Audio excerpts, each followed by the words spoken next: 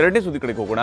CM ಕುರ್ಚಿ ಚರ್ಚೆ ಮಧ್ಯೆನೇ ಸಚಿವ ಸ್ಥಾನಕ್ಕಾಗಿ ಫೈಟ್. ಸಂಪುಟ ಸರ್ಜರಿ ವೇಳೆ ನಮ್ಮನ್ನೂ ಪರಿಗಣಿಸಿ ಅಂತ ಹಿರಿಯರ ಜೊತೆ ಕಿರಿಯ ಶಾಸಕರ ಪಟ್ಟು.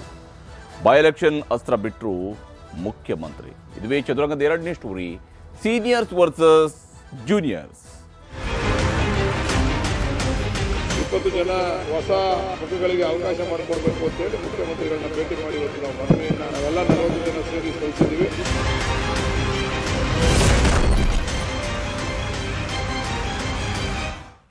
ಹೊಸ ಮುಖ್ಯಗಳಿಗೆ ಮಂತ್ರಿಗಿರಿಯನ್ನ ಕೊಡಿ ಅನ್ನುವಂತಹ ಡಿಮ್ಯಾಂಡ್ ಈಗ ಕಾಂಗ್ರೆಸ್ನಲ್ಲಿ ಜೋರಾಗಿದೆ.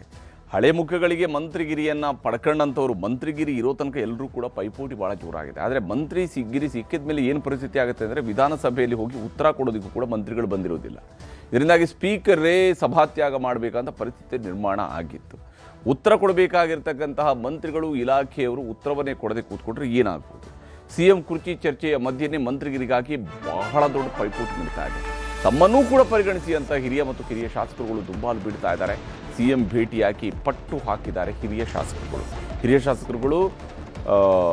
ಇವತ್ತು ಮುಖ್ಯಮಂತ್ರಿಯವರನ್ನ ಭೇಟಿಯಾಗಿ ಪಟ್ಟು ಹಿಡಿದಿದ್ದಾರೆ. ನಮ್ಮನ್ನೂ ಪರಿಗಣಿಸಿ, ನಮ್ಮನ್ನು ಕ್ಯಾಬಿನೆಟ್ ಒಳಗಡೆ ಸೇರಿಸಿ, ನಾವು ಕಾಯ್ತಾ ಇದ್ದೀವಿ, ನಾವು ಪಕ್ಷ ಸಂಘಟನೆ ಮಾಡಿದ್ದೀವಿ, ನಾವು ನಮ್ಮ ಕ್ಷೇತ್ರಗಳಲ್ಲಿ ಜನರ ಎದುರುಗಡೆ ಮಂತ್ರಿಗಳಾಗಿ ಓಡಾಡಬೇಕು ಅಂತ ಬಯಸಿದ್ದೀವಿ, ನಾವು ಕೆಲಸ ಮಾಡೋದಕ್ಕೆ ಉತ್ಸುಕರಾಗಿದ್ದೀವಿ ಅಂತ ಕೇಳ್ತಾ ಇದ್ದಾರೆ.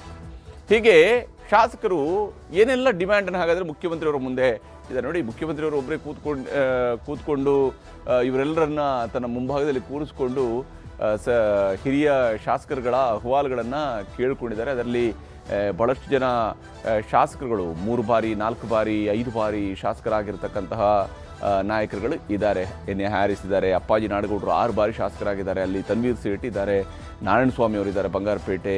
ಹೀಗೆ ಎಲ್ಲ ಶಾಸಕರು ಕೂಡ ಡಿಮ್ಯಾಂಡನ್ನು ಮುಂದಿಟ್ಟಿದ್ದಾರೆ. ಸಿಎಂ ಕುರ್ಚಿ ಕದನದ ಮಧ್ಯೆ ತೀವ್ರಗೊಂಡಿರುವಂಥದ್ದು ಸಚಿವಾಕಾಂಕ್ಷಿಗಳ ಪಟ್ಟು. ಮುಖ್ಯಮಂತ್ರಿಯವರ ಹತ್ರ ಹೋಗಿ ಕೇಳಿದ್ದಾರೆ.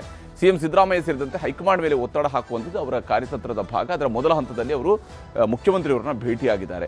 3 ಮತ್ತು ಅದಕ್ಕಿಂತ ಹೆಚ್ಚು ಬಾರಿ ಗೆದ್ದಂತಹ ಶಾಸಕರು ಈಗ ಒತ್ತಡವನ್ನು ಹಾಕ್ತಾ ಇದ್ದಾರೆ, ನಮಗೆ ಮಂತ್ರಿಗಿರಿ ಕೊಡಿ ಅಂತ ಕೇಳ್ತಿದ್ದಾರೆ. ಹೈಕಮಾಂಡ್ ಭೇಟಿ ವೇಳೆ ವಿಷಯವನ್ನು ಪ್ರಸ್ತಾಪಿಸುವುದಾಗಿ ಮುಖ್ಯಮಂತ್ರಿ ಸಿದ್ದರಾಮಯ್ಯನವರು ಕೂಡ ಭರವಸೆಯನ್ನು ಕೊಟ್ಟಿದ್ದಾರೆ ಶಾಸಕರುಗಳಿಗೆ. ಉಪಚುನಾವಣೆ ಮುಗಿದ ಬಳಿಕ ಹೈಕಮಾಂಡ್ ಭೇಟಿ ಆಗ್ತೀನಿ ಅಂತ ಹೇಳಿ ಸಿಎಂ ಹೇಳಿದ್ದಾರೆ. ಯಾಕಂದರೆ ಕಾಂಗ್ರೆಸ್ನಲ್ಲಿ ಸೀನಿಯರ್ಗಳು ಬಹಳಷ್ಟು ಜನ ಇದ್ದಾರೆ.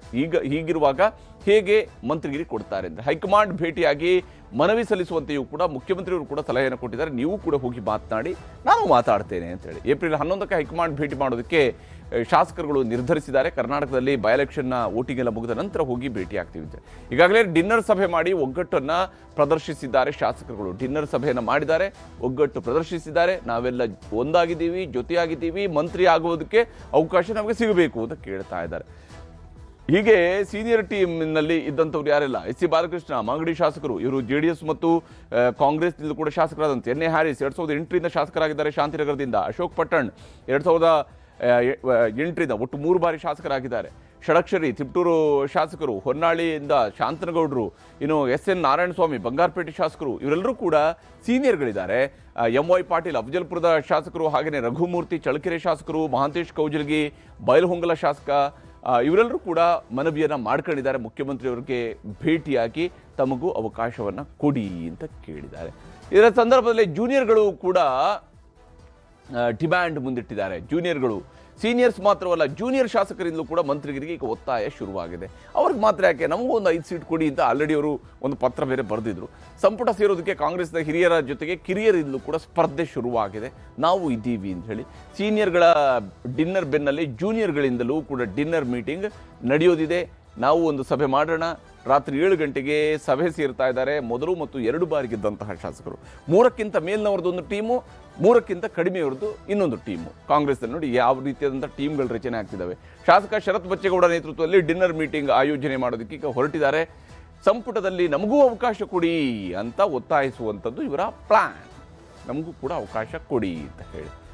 ಇದರಲ್ಲಿ ಯಾರೆಲ್ಲ ಇದ್ದಾರೆ ನೋಡಿ, ಶಿವಗಂಗಾ ಬಸವರಾಜ್ ಚನ್ನಗಿರಿ ಶಾಸಕರು, ಪ್ರದೀಪ್ ಈಶ್ವರ್ ಚಿಕ್ಕಬಳ್ಳಾಪುರ ಶಾಸಕರು, ವಿಶ್ವಾಸ್ ವೈದ್ಯ ಸವದತ್ತಿ ಶಾಸಕರು, ಇನ್ನು ಇಕ್ಬಾಲ್ ಹುಸೇನ್ ರಾಮನಗರ ಶಾಸಕರು, ಅಶೋಕ್ ಕುಮಾರ್ ರಾಯ್ ಪುತ್ತೂರು, NT ಶ್ರೀನಿವಾಸ್ ಕೂಡ್ಲಿಗಿ ಶಾಸಕರು, ಹಾಗೆಯೇ ನಾರಾ ಭರತ್ ರೆಡ್ಡಿ ಬಳ್ಳಾರಿ, ನಯನಾ ಮೋಟಮ್ಮ ಮೂಡಿಗೆರೆ, ಶರತ್ ಬಚ್ಚೇಗೌಡ ಹೊಸಕೋಟೆ, ಎಲ್ಲ ಶಾಸಕರುಗಳು ಕೂಡ ಇದರಲ್ಲಿ ಸೇರಿಕೊಂಡಿದ್ದಾರೆ. ಈ ಶಾಸಕರುಗಳು ಸೇರಿದಂತೆ ಇನ್ನೂ ಭಾಳಷ್ಟು ಜನ ಇದ್ದಾರೆ ಇದರಲ್ಲಿ. ಈ ಟೀಮ್ನಲ್ಲಿ ಸೇರಿಕೊಳ್ಳೋದ್ರು ಡಾಕ್ಟರ್ ರಂಗನಾಥ್ ಅವರು ಇದ್ದಾರೆ, ಕುಣಿಗಲ್ ಶಾಸಕರು, ಪ್ರಕಾಶ್ ಕೋಳಿವಾಡ್ರು ಇದ್ದಾರೆ, ರಾಣೆಬೆನ್ನೂರು ಶಾಸಕರು, ಹೀಗೆ ಎಲ್ಲ ಶಾಸಕರು ಸೇರಿಕೊಂಡು ಮುಖ್ಯಮಂತ್ರಿಯವರಿಗೂ ಕೂಡ ಒತ್ತಡವನ್ನು ಹೇರುವ ಪ್ರಯತ್ನವನ್ನು ಮಾಡ್ತಾರೆ.